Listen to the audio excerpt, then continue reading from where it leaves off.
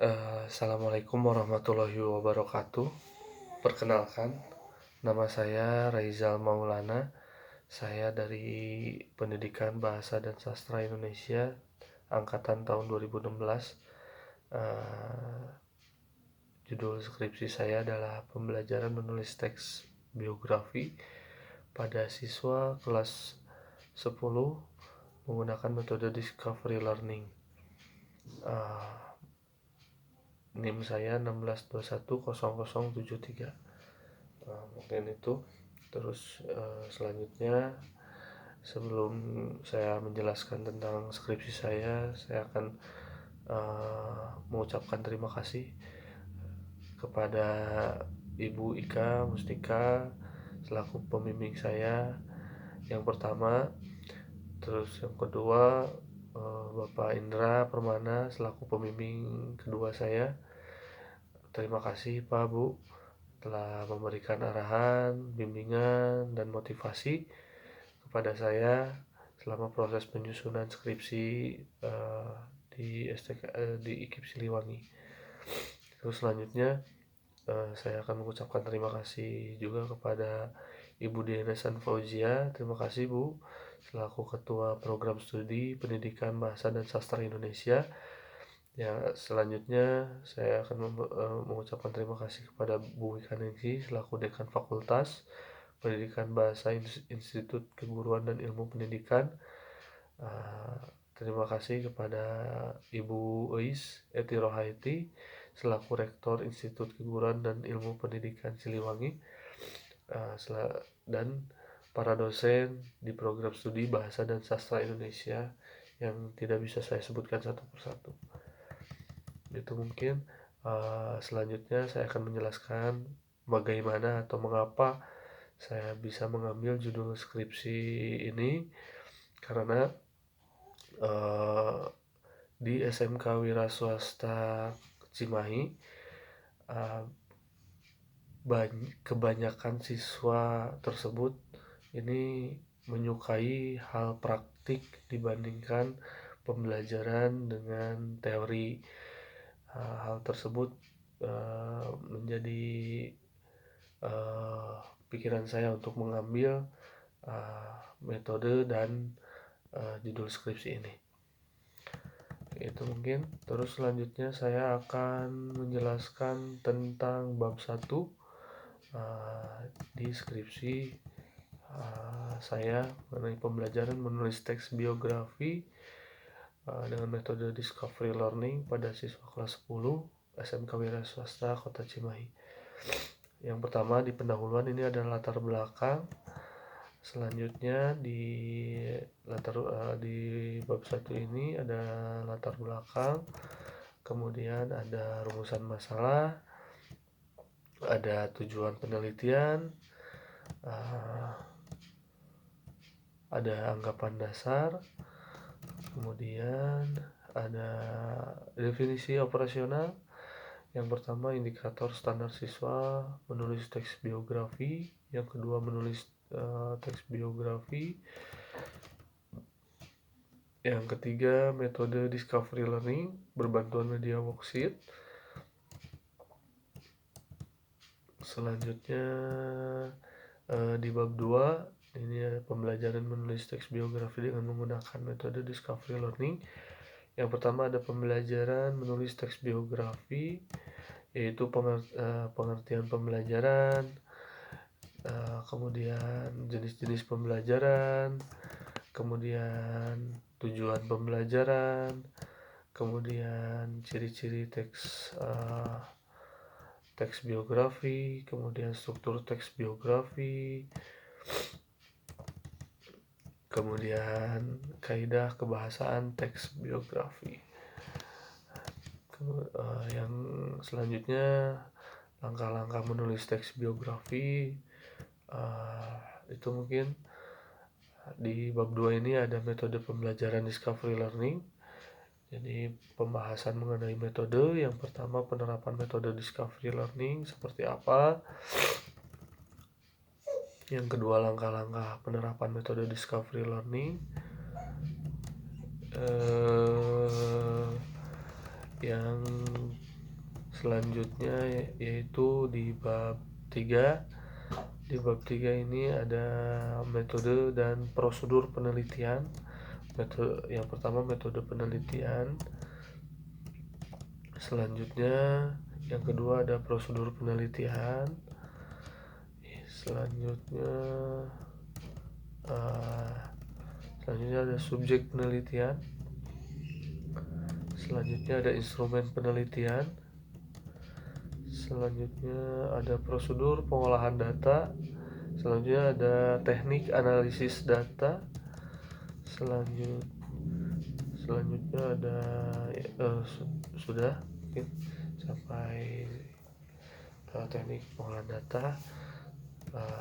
Kemudian lanjut di bab 4. Di bab 4 ini ada deskripsi, analisis data, dan pembahasan hasil penelitian. Nah, untuk deskripsi hasil penelitian ini dalam berbagai satuan sekolah menengah kejuruan maupun menengah akhir, setiap pendidik yang mengajar memiliki tujuan dalam pembelajaran di kelas untuk dapat mengetahui hasil dari proses berlangsungnya pembelajaran, apakah teknik dan metode yang digunakan dan diterapkan berhasil dalam pembelajaran di kelas atau belum bisa mengembangkan minat pembelajaran siswa di kelas.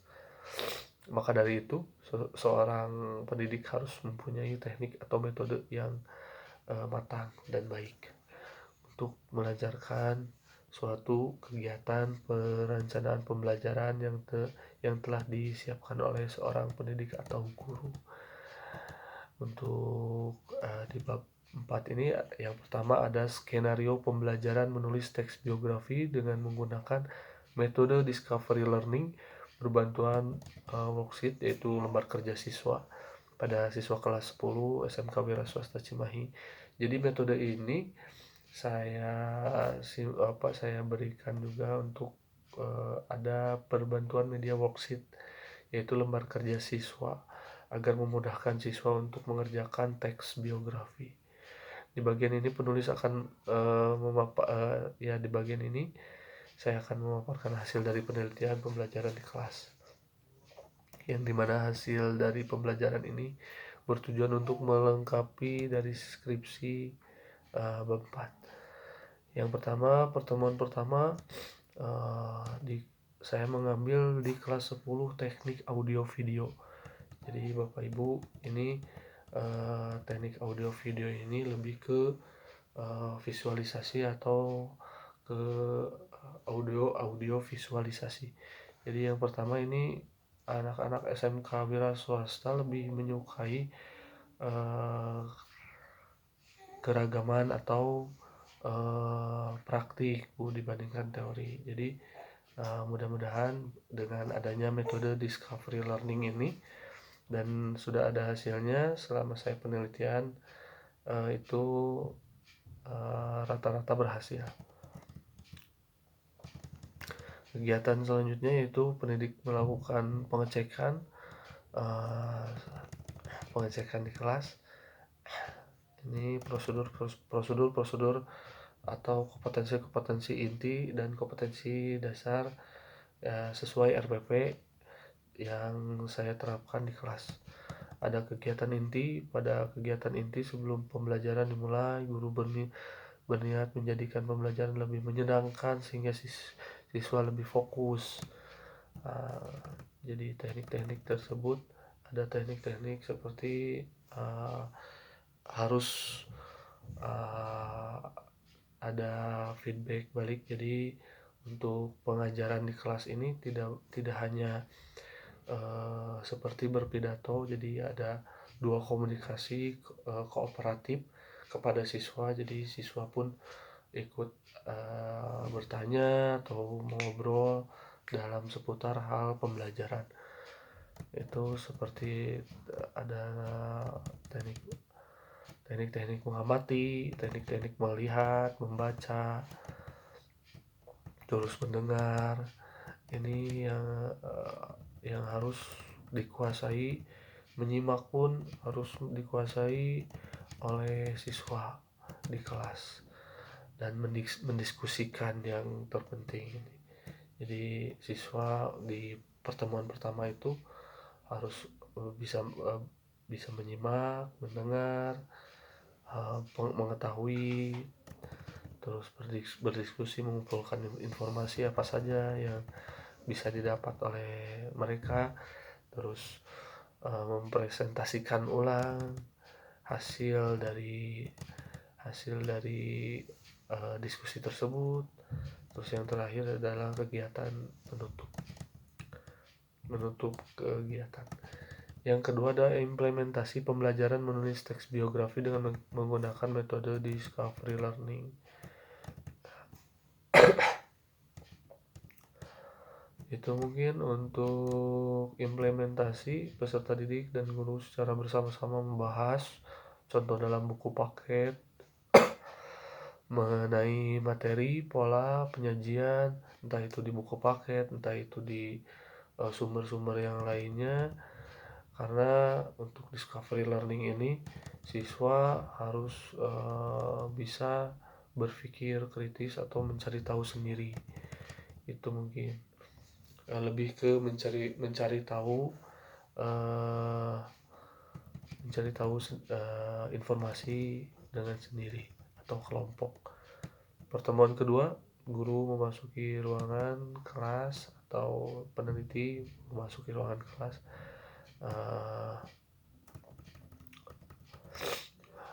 yang selanjutnya memberikan kesempatan kepada peserta didik untuk mengidentifikasi sebanyak mungkin pertanyaan yang berkaitan dengan gambar yang disajikan dan akan dijawab melalui kegiatan belajar. Jadi untuk penyajian gambar tersebut seperti tokoh-tokoh biografi nasional ataupun internasional itu bisa disajikan. Jadi peserta didik ini harus mengidentifikasi sebanyak mungkin pertanyaan yang berkaitan dengan gambar yang disajikan dan akan dijawab melalui kegiatan belajar. Seperti itu mungkin untuk di kegiatan kedua, di pertemuan kedua. Peserta didik mengumpulkan informasi yang relevan untuk menjawab pertanyaan yang telah diidentifikasi melalui kegiatan mengamati objek kejadian dalam bentuk gambar atau slide. Itu pertemuan-pertemuan selanjutnya pun seperti itu. Deskripsi respon guru. Untuk lembar angket terdiri dari 10 pernyataan. Untuk saya melampirkan yang ketiga di skripsi ini, yaitu hasil respon guru dan siswa dalam pembelajaran menulis teks biografi menggunakan metode discovery learning. Jadi di sini ada respon guru dan siswa. Jadi berdasarkan hasil penelitian yang telah dilakukan pada tanggal 20 Februari 2020, itu aktivitas guru dan siswa dalam pembelajaran menulis teks biografi menggunakan metode discovery learning berbantuan media worksheet. Peneliti membagikan angket berupa tanggapan yaitu tentang proses pembelajaran teks biografi dengan menggunakan metode discovery learning. Dideskripsikan berikut. Saya menyajikan tabel-tabel angket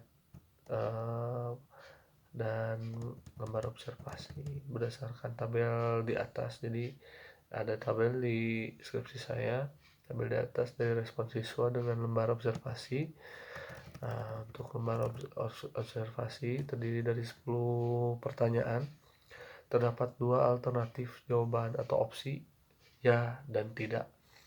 Lembar observasi diisi oleh observer dengan tampilan 2 tabel, yaitu sebagai bentuk rekapitulasi. Tabel 4.1 merupakan data lembar observasi siswa atas respon siswa terhadap lembar observasi, sedangkan tabel 4.2 berisi presentasi jawaban observer. Itu. Jadi untuk kedua lembar observer ini yang merespon positif, ya, lihat positif dua-duanya. Jadi positif untuk isi tabel tersebut penyampaian materi terhadap siswa, penguasaan materi, kemampuan dalam menjawab pertanyaan, kemampuan mengajukan pertanyaan dan menyampaikan pendapat, kerjasama dalam KBM, keterlibatan dalam kelompok siswa. Terus yang ketujuh, proses dalam penyampaian materi rapat, media LKS, lembar kerja siswa sebagai pembantuan dalam pembelajaran. Siswa berinteraksi secara komunikatif. Yang selanjutnya, siswa mengerti dan paham selama pembelajaran. Jadi untuk lembar-lembar tersebut itu hasilnya itu yang merespon adalah positif. Selanjutnya lembar observasi guru. Ini ada 3 kegiatan. Untuk lembar observasi guru ini saya berikan kepada guru di SMK Wira Swasta Cimahi yang mendampingi saya.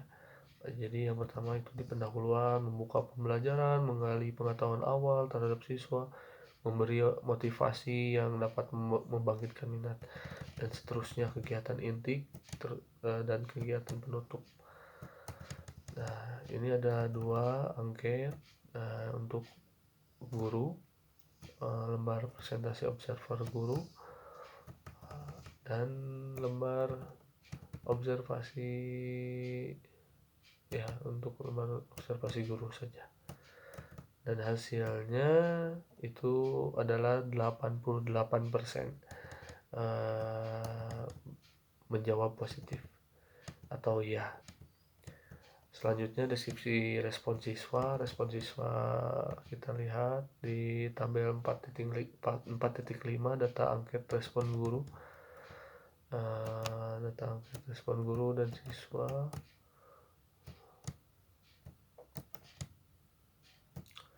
Kita lihat. Jadi ini untuk angket tersebut berdasarkan tabel di atas. Hasil angket guru yaitu berbantuan dari worksheet. Pernyataan di atas memiliki respon positif dan negatif. Poin nomor 1 sampai 5 termasuk dalam pernyataan positif, dan poin nomor 6 sampai 10 memiliki pernyataan negatif. Jadi di dalam lembar observasi guru ini ada 10 pernyataan data angket. Jadi di data angket respon guru ini ada 10 pernyataan, dan yang 1 sampai 5 ini termasuk pernyataan positif, dan poin nomor 6 sampai 10 memiliki pernyataan negatif. Untuk hasilnya ini pernyataan negatif observer memilih setuju atas pernyataan yang diajukan. Jadi nomor 6 sampai 10 ini di pernyataan negatif, observer memilih setuju. Itu. Jadi hasil dari observer tersebut adalah positif. Selanjutnya ada angket respon siswa. Untuk respon siswa pun sama, ini di respon baik. Terus selanjutnya kesulitan dalam menyelesaikan latihan menulis teks biografi. Jadi kesulitan apa saja yang dapat terkendala oleh peserta didik berdasarkan KI dan KD yang ada pada kurikulum, untuk mengetahui kesulitan yang dihadapi oleh siswa dalam menyelesaikan tes yang diberikan guru. Tes ini dilakukan setelah siswa mendapatkan perlakuan metode yang diberikan oleh guru, maka akan terlihat di mana kesulitan siswa terhadap menjawab soal pilihan ganda dan esai dapat dipilih pada tabel, dapat dilihat. Jadi di tabel 4.7. Demikian data hasil tes peserta didik dalam menjawab serta membuat sebuah teks biografi. Metode dalam penilaian ini Untuk hasilnya itu ada kebanyakan nilai tinggi dan nilai rendah itu sedikit, dan nilai sedang itu sedikit. Selanjutnya ada analisis data hasil penelitian. Pada bagian analisis data, peneliti akan memaparkan analisis berkenaan dengan skenario, implementasi, respon pendidik dan peserta didik, serta kesulitan-kesulitan yang ada dalam peserta didik. Yang pertama, analisis skenario dan implementasi pembelajaran. Ada analisis skenario dan implementasi pembelajaran, terus lembar observasi aktivitas peserta didik apa saja, terus ada kriteria keberhasilan proses pembelajaran. Untuk kriteria ini saya jelaskan pada pertemuan pertama ini kebanyakan ini di respon tinggi 86% sampai 100% gitu. Jadi berdasarkan hasil tabel yang barusan, maka dapat diketahui bahwa peserta didik mampu melaksanakan dan mengikuti semua aspek kegiatan pembelajaran di kelas dengan baik serta tingkat keberhasilan yang tinggi. Hal tersebut dibuktikan dengan perolehan nilai rata-rata yang diberikan observer sebesar 95% dengan nilai akhir kumulatif sebesar 95. Sesuai dengan kriteria keberhasilan, maka kegiatan pembelajaran dapat memperoleh nilai yang tinggi.